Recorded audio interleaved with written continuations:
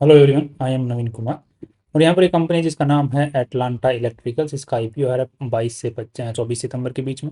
754 का इन्होंने upper band set किया है आईपीओ प्राइसिंग के अंदर में। और कंपनी जो है पैसे खुद भी उठा रही है और कंपनी के प्रमोटर्स भी यहाँ पर अपना थोड़ा बहुत स्टेक सेल कर रहे हैं। यहाँ पर कंपनी टोटल मिला के 700 करोड़ रुपए उठाना ट्राई करी, जिसमें 400 करोड़ तो कंपनी के पास में जा रहे हैं, बाकी लगभग 287 करोड़ रुपए कंपनी के प्रमोटर्स यहाँ पर अपना स्टेक सेल कर रहे हैं, उनके पास में जा रहे हैं, उनकी जेब में जा रहे हैं बेसिकली।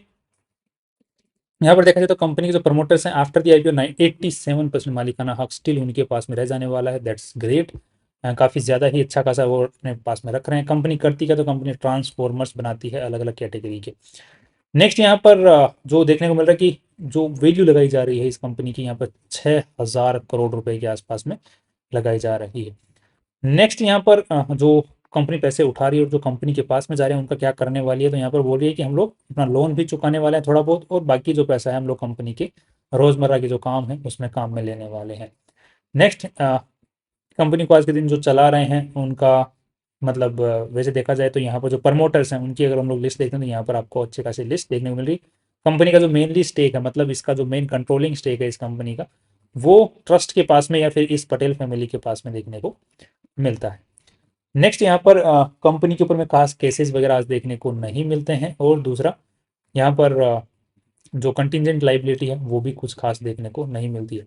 इनको आप लोग लिस्ट को अगर चेक करते हैं तो ये कंपनी के कुछ माइलस्टोन्स हैं जिन्होंने जो कंपनी ने अचीव किए हैं अब तक, जिनको आप लोग आराम से रीड कर सकते हैं पॉज करके। और यहाँ पर सब्सिडरीज अगर हम लोग बात करते हैं तो 3 सब्सिडरीज आज के दिन कंपनी की देखने को मिली, जिनको आप लोग यहाँ पर पॉज करके वन बाय वन चेक कर सकते हैं। तीनों ही सब्सिडरी से कुछ खास रेवेन्यू आज के दिन नहीं आ रहा है कंपनी का। अगर हम लोग चेक करते हैं तो कोई होल्डिंग कंपनी वगैरह नहीं है। ट्रस्ट वो कंपनी है, वो होल्डिंग कंपनी नहीं है, बिकॉज उसके पास में 50% से कम मालिकाना हक है इस कंपनी का। नेक्स्ट, जो नीरल कृपेश भाई पटेल जी जो है वो आज के दिन इस कंपनी को चला रहे हैं और एज यहाँ पर 45 की इनकी देखने को मिली। और दूसरी कंपनी जो इस मतलब इससे रिलेटेड नहीं है, बट दूसरी कंपनी जो कि अलग अलग फील्ड्स के अंदर में है, उनके अंदर में भी भाई का जो मालिकाना हक है वो देखने को मिलता है, मतलब डायरेक्टरशिप देखने को मिलती है। नेक्स्ट यहाँ पर कंपनी जिस टाइप का सेक्टर का जो कंपनी काम मतलब ये काम कर रहे हैं, उस पर्टिकुलर सेक्टर का इनके पास में जो डिग्री है वो देखने को नहीं मिल रही है। कंप्यूटर ब्रांच मतलब इलेक्ट्रिकल ब्रांच उनमें देखने को मिल रहा है। बाकी थोड़ा बहुत अगर हम लोग नज़र डालते हैं तो हाँ ठीक है, मतलब थोड़ा बहुत इस सेक्टर का भी देखने को मिलता है और एक्सपीरियंस भी देखने को मिल जाता है इस पर्टिकुलर सेक्टर का। तो एक्सपीरियंस बहुत अच्छा खासा और पढ़ाई भी सिमिलर सी इसी सेक्टर के अंदर में देखने को मिलती है। That's great. नेक्स्ट यहाँ पर आज के दिन जो पैसा उठा रहे हैं एज ए रेम्यूनरेशन, वो सालाना 20 लाख रुपए के आसपास में ये एज ए सैलरी इस कंपनी से उठा रहे हैं। और इंटेलेक्चुअल प्रॉपर्टी की बात करते हैं तो जो लोगोज हैं उनकी सबकी यहाँ पर ये लोग अप्लाई कर चुके हैं। अभी पेंडिंग है, अभी तक इनको जो ट्रेडमार्क रजिस्ट्रेशन है वो मिला नहीं। प्रॉपर्टीज़ की बात करते हैं तो यहाँ पर ये सारी प्रॉपर्टीज़ इन ये जो ओन करती है कंपनी, और ये वाली प्रॉपर्टीज़ भी ओन करती है। ये कुछ प्रॉपर्टीज़ हैं जो कंपनी के पास में लीज पे है और बाकी सारी कंपनीज ओन करती है। जो बाकी 25 प्रॉपर्टीज़ हैं, इनमें से 3 प्रॉपर्टीज़ लीज पे हैं, बाकी सारी प्रॉपर्टीज़ कंपनी ओन करती है। बाकी अगर आप लोग चेक करें तो ये एक बड़ा प्लॉट है, बड़ी ज़मीन है जिसके काफ़ी सारे टुकड़े कर रखे हैं, उन टुकड़ों के यहाँ पर इन्होंने नाम दे रखे हैं। तो ये की ज़मीन है जिसको ये ओन करते हैं, तो काफ़ी बड़ी ज़मीन है जिसको ओन करते हैं। That's nice.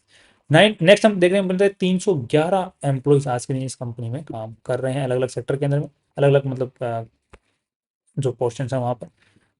रॉ मटेरियल जो कंपनी कंज्यूम कर रही है आज के दिन, जितना कंपनी का रेवेन्यू आ रहा है उसके हिसाब से, वो लास्ट ईयर तक 80% के आसपास में रॉ मटेरियल खर्चा हो जा रहा था। इस साल जो है 70% के आसपास में रॉ मटेरियल के जो रेवेन्यू के मुकाबले खर्चा हुआ है रॉ मटेरियल के ऊपर में। नेक्स्ट यहाँ पर कंपनी के जो कस्टमर्स हैं, टॉप 10 कस्टमर्स, जो सिंगल कस्टमर उससे 30% रेवेन्यू देखने को मिला है इस साल। और कंपनी जो है यहाँ पर Gujarat energy transmission corporation limited, दूसरा अडानी के साथ में इनका कॉन्ट्रैक्ट्स देखने को मिले हैं, मतलब वो भी अपने यहाँ से उठा रही है। बेसिकली इनके जो ट्रांसफॉर्मर्स हैं वो मतलब जो जो जो सोलर एनर्जी बनती है, सोलर जो बिजली बनती है उसके हिसाब से ही बनाए हुए हैं। नेक्स्ट ये है कि मैन्युफैक्चरिंग जो फैसिलिटीज़ हैं उनकी आप लोग यहाँ पर फोटो देख पाएंगे, कुछ की हमने फोटोज यहाँ पर लेने की कोशिश की है। नेक्स्ट यहाँ पर जो इंस्टॉल्ड कैपेसिटी है आज के दिन इस कंपनी की, उसके ऊपर में 98% की इंस्टॉल्ड कैपेसिटी पे आज के दिन ये कंपनी काम कर रही है। That's great. नेक्स्ट जो देखने को मिल रहा है दैट इज दिस वन, कि कितना रेवेन्यू कौन से पर्टिकुलर चीज़ से आता है, पावर ट्रांसफार्मर, ऑटो ट्रांसफार्मर्स और इन्वर्टर ड्यूटी ट्रांसफार्मर्स, तो इनसे इतना इतना रेवेन्यू यहाँ पर देखने को मिल रहा है और सभी सेगमेंट के अंदर में अच्छा खासा इंक्रीज यहाँ पर देखने को मिल रहा है। That's great. अगर हम लोग ओपन बुक की बात करते हैं, मतलब ऑर्डर बुक की बात करते हैं इनके पास में, तो अच्छी खासी ऑर्डर बुक आज के दिन देखने को मिल रही है इनके पास में। That's great. और ऑर्डर बुक की एक ये चीज़ अच्छी है कि कंपनी की जो ऑर्डर बुक है वो हर साल बढ़ती ही जा रही है। That's nice. ये आप जो इनके प्रोडक्ट्स हैं, कुछ आप लोग उनकी फ़ोटोज़ वगैरह देख सकते हैं, जो ये प्रोडक्ट्स वगैरह बनाते हैं उनको आप लोग यहाँ पर देख पाएंगे। अब थोड़ा सा हम कंपनी की बैलेंस शीट पर नज़र डाल लेते हैं। ओके, सो बैलेंस शीट पे जैसे हम लोग नज़र डाल रहे हैं कि यहाँ पर 866 करोड़ रुपए इस पूरी कंपनी के अंदर में लगे हुए हैं, जिसमें से 349 करोड़ रुपीज़ ही इन्वेस्टर्स का पैसा लगा हुआ है। और यहाँ पर उसमें से भी देखा जाए तो जो और लोन है, राइट, उसमें से जो देखा जाए तो 800 में से 350 करोड़ ही, तो लगभग देखा जाए तो 40% के आसपास में इक्विटी कैपिटल है, बाकी सारा का सारा पैसा उधारी का है। और उसमें से भी देखा जाए तो यहाँ पर जो रेवेन्यूज कंपनी कमा रही है और जो नेट प्रॉफिट जनरेट कर रही है, उसका भी बड़ा हिस्सा इनका जो है एज ए ट्रेड रिसीवेबल्स रह जा रहा है। तो कैश की दिक्कत इनको देखने को पड़ रही है। नेक्स्ट यहाँ पर अगेन रेवेन्यू फ्रॉम ऑपरेशंस अगर नजर डालें तो ठीक ठाक यहाँ पर ग्रोथ देखने को मिल रही है। अगर 2 साल का हम लोग चेक करते हैं तो बाकी यहाँ पर पिछले साल के मुकाबले भी ग्रोथ है, उससे पिछले साल के मुकाबले देखे जाए तो इस साल के हिसाब से ग्रोथ देखने को मिल रही है। नेट प्रॉफिट की अगर बात करते हैं तो यहाँ पर 87 करोड़, 63 करोड़ एंड 118 करोड़ रुपए। दैट्स अगेन फाइन, कोई दिक्कत नहीं है। ग्रोथ रेवेन्यू के हिसाब से यहाँ पर नेट प्रॉफिट्स भी बढ़ रहे हैं। कैश फ्लो की अगर हम लोग बात करते हैं तो यहाँ पर देखने को मिल रहा है कि particularly net cash generated from operations is 51 crore, 88 crore and 83 crore. Point ये है कि कंपनी का अगर पैसा अटक रहा है ट्रेड रिसीवेबल्स के अंदर में, तो यहाँ पर ये कैश फ्लो के अंदर में पैसा कैश पॉजिटिव कहाँ से आ रहा है, तो यहाँ पर देखने को मिल रहा है कि कैश पॉजिटिव आ रहा है because of the trade payables. तो यहाँ पर 83 करोड़ रुपीज़ हैं, तो यहाँ पर कंपनी ने उधारी पे जो माल उठा रखा है उसकी वजह से कैश पॉजिटिव है। दूसरा बाकी वर्किंग कैपिटल जो लोन वगैरह जो ले रखा है शॉर्ट टर्म कैपिटल, उसकी वजह से यहाँ पर कैश फ्लो पॉजिटिव है, राइट। दूसरा यहाँ पर कंपनी ने फाइनेंस कॉस्ट जो है, कंपनी ने इंटरेस्ट है उसको भी प्लस यहाँ पर कर रखा है, राइट। तो इन सब चीज़ों को अगर हम लोग वापस निकाल देते हैं तो कंपनी का यहाँ पे कैश फ्लो आपको नेगेटिव में ही देखने को मिलेगा, जो कि कंपनी को पे करने ही है अल्टीमेटली, राइट। तो कैश फ्लो के अंदर में कंपनी को दिक्कत यहाँ पर देखने को मिल रही है। नेक्स्ट अब यहाँ पर चेक करते हैं पर्टिकुलरली तो ये क्या लोन बढ़ता जा रहा है, तो जो कि हमने जो कैश की दिक्कत है उसकी वजह से, तो ये यहाँ पर देखने को पड़ रहा है कि यस यहाँ पर लोन बढ़ रहा है धीरे धीरे। एंड दूसरा अगर हम लोग लॉन्ग टर्म कैपिटल जो लोन है उसकी बात करते हैं तो यहाँ पर वो भी 93 करोड़ तक पहुँच गया है, राइट। पिछले साल जो था वो 3 करोड़ के आसपास में था, राइट। अब ये पैसा जो है मेनली जो बैलेंस शीट के हिसाब से कहाँ लगा है, तो वो देखने को मिल रहा है कि एक तो ये जो particularly capital work in progress, that means कि ये और अपने आप को एक्सपेंड करने में फैक्ट्रीज के अंदर में पैसा लगा रहे हैं। That's great. और दूसरा ये जो पैसा ट्रेड रिसीवेबल्स में अटक गया है, जो काम पूरा करना है, काम पूरा करना, ऑर्डर बुक्स को कंप्लीट करना है, उनको कंप्लीट करना है, तो फिर लोन से पैसे लेके उनको बुक तो करना ही पड़ेगा। अब कस्टमर ए ने पैसा नहीं दिया इसकी वजह से कस्टमर बी को भी ऑर्डर ना बना के दे, तो वो चीज़ तो यहाँ पर होगी नहीं, राइट। तो अब थोड़ा सा हम कंपैरिजन करके देख लेते हैं कंपनी के प्रॉफिट्स को देखते हुए। तो यहाँ पर देखने को मिल रहा है कि 118 तो कैश की थोड़ी सी किल्लत, उसके हिसाब से मार्जिन ऑफ सेफ्टी है तो हम लोग 100 करोड़ के हिसाब से देख लेते हैं। 100 करोड़, पिछले साल तो 63 करोड़ ही था, तो 100 करोड़ के आसपास मेरे को सही लग रहा है कि इनका नेट प्रॉफिट्स हम लोग कंपेरिजन के हिसाब से देख सकते हैं। वैल्यू जो लगाने की कोशिश की है 6000 करोड़ के आसपास में लगाने की है। अगर 100 करोड़ के हिसाब से अगर हम लोग चेक करते हैं यहाँ पे 58 के आसपास का पी रेशियो निकल के आता है। 58 के पी रेशियो को हम लोग कंपेयर करके देखते हैं तो वोल्ट एंड ट्रांसफॉर्मर्स 22 का है, एक ये company transformers and rectifiers India 61 का है, और यहाँ पर इसका है 30 का पी रेशियो देखने को मिल रहा है। क्या इनके अंदर में पास्ट ईयर के अंदर में जो ग्रोथ थी उसके अंदर में डिक्लाइन देखने को मिला था, तो इसके में 2023 से 24 में भी अच्छी ग्रोथ थी, इसमें 24 से 25 में भी अच्छी ग्रोथ थी, जबकि जो आईपीओ लेके आ रही है उसमें 23 से 24 में ग्रोथ नहीं थी। दूसरा अगर हम लोग यहाँ पर इसमें चेक करते हैं ट्रांसफॉर्मर्स एंड रेक्टिफायर्स का, इसमें कोई डिक्लाइन देखने को मिला था या फिर मतलब थोड़ा बहुत, तो यहाँ पर यस देखने को मिला था, ये देख रहे हो डिक्लाइन फिर वापस से इंक्रीज।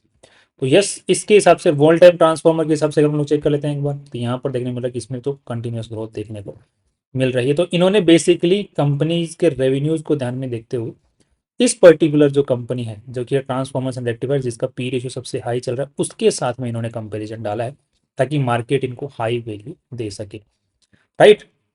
तो अब इसके साथ में अगर कंपैरिजन करना है तो क्या इसमें भी वो कैश फ्लो वाला जो इश्यू है वो देखने को मिल रहा है।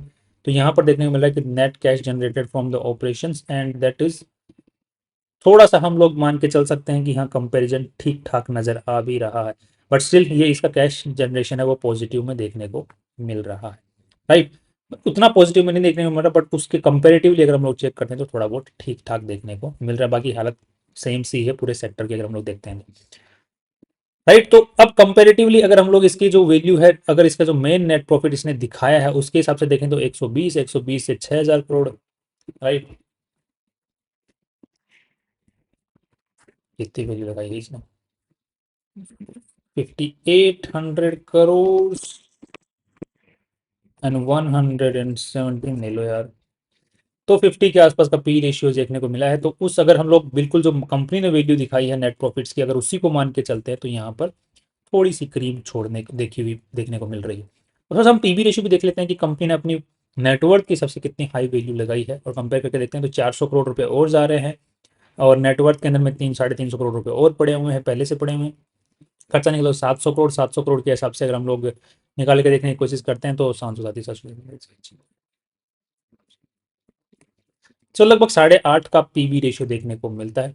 8.5 का पीबी रेशियो अगर हम लोग कंपेयर करने की कोशिश करते हैं तो यहाँ पे इस पर्टिकुलर कंपनी के साथ मेनली कंपेरिजन कर रहे हैं जिसका 12.5 का देखने को मिल रहा है। बाकी दोनों ही कंपनियों के हिसाब से अगर हम लोग पीबी रेशियो भी कंपेरिजन करते हैं तो बेकार देखने को मिल रहा है। सो कंपनी ने, मुझे नहीं लगता कि पर्टिकुलरली एक इमेज बनाने की कोशिश की है कि हमारा जो कंपैरिजन है पर्टिकुलरली इसी कंपनी के साथ में होना चाहिए, बाकी कंपनियों के साथ में नहीं होना चाहिए, जिसकी वजह से इन्होंने अच्छी वैल्यू यहाँ पर लगाने की कोशिश कर ली है। तो मार्केट जो है पर्टिकुलरली इसको इसके हिसाब से वैल्यू देगा या जो दूसरी कंपनी है उनके हिसाब से वैल्यू देगा, वो तो देखने वाली बात होगी। बट जो वैल्यू है आई थिंक वो ऑलरेडी अच्छी खासी क्रीम निकाल चुके हैं वैल्यू लगा करके, राइट। फ्यूचर को देखते हुए लॉन्ग टर्म के हिसाब से मुझे कंपनी ठीक लग रही है। शॉर्ट टर्म के हिसाब से और लिस्टिंग गेन के हिसाब से ज़्यादा क्रीम मुझे कंपनी ने छोड़ी हुई नहीं दिख रही है। दो यहाँ पर थोड़ा सा लिस्टिंग गेन देखने को मिल सकता है जो कि कंप्लीटली डिपेंडेंट होगा यहाँ पर जीएमपी के ऊपर में, और जीएमपी के ऊपर में हम लोग देख पा रहे हैं कि यहाँ पर जो कंपनी का नाम क्या है, एटलांटा। तो एटलांटा का यहाँ पर 19-20% के आसपास जीएमपी पॉजिटिव चल रहा है। तो आखिरी जो डे होगा जिसमें आईपीओ प्राइस हम लोग अप्लाई करने वाले हैं उस दिन आपको एक बार चेक कर लेना है। तो उससे आप लोग 5-6% नीचे का मान के चल के फिर आईपीओ में अप्लाई कर सकते हैं कि उतना तो है लिस्टिंग गेन तक मिल सकता है। बाकी अभी लॉन्ग टर्म व्यू ठीक चल रहा है, बाकी शॉर्ट टर्म व्यू ज़्यादा ठीक मुझे पर्टिकुलरली दिख नहीं रहा है। That's all from my side. बाकी आप कोई भी डिसीजन बनाए फिर फाइनेंशियल एडवाइजर से पूछ के और रिसर्च करने के बाद में बनाए। सी यू टुमारो।